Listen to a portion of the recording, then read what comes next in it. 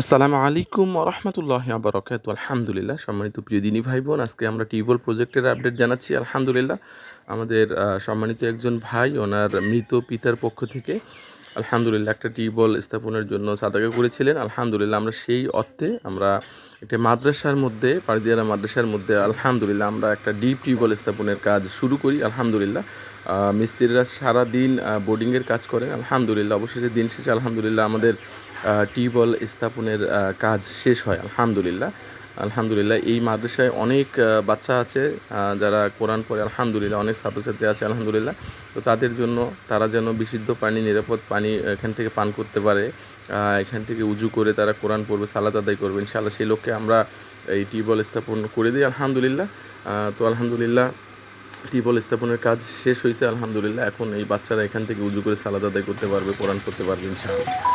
তো আমরা দাতা ভাইয়ের জন্য দোয়া করি, আল্লাহ সুবহানাহু ওয়া তাআলা যেন ওনার এই সাদাকাকে কবুল করে নেন। বিশেষ করে উনি ওনার মরহুম পিতার পক্ষ থেকে টিউবওয়েলটা এখানে সাদাকা করেছেন। আল্লাহ সুবহানাহু ওয়া তাআলা যেন এই সাদাকাকে কবুল করে নেন। প্রিয় ভাইয়ের বাবাকে যেন আল্লাহ সুবহানাহু ওয়া তাআলা ওনার ভুল ত্রুটিগুলো ক্ষমা করেন এবং জান্নাতুল ফিরদাউসের মেহমান হিসেবে কবুল করে নেন। আমিন। আসসালামু আলাইকুম ওয়া রাহমাতুল্লাহি ওয়া বারাকাতুহু।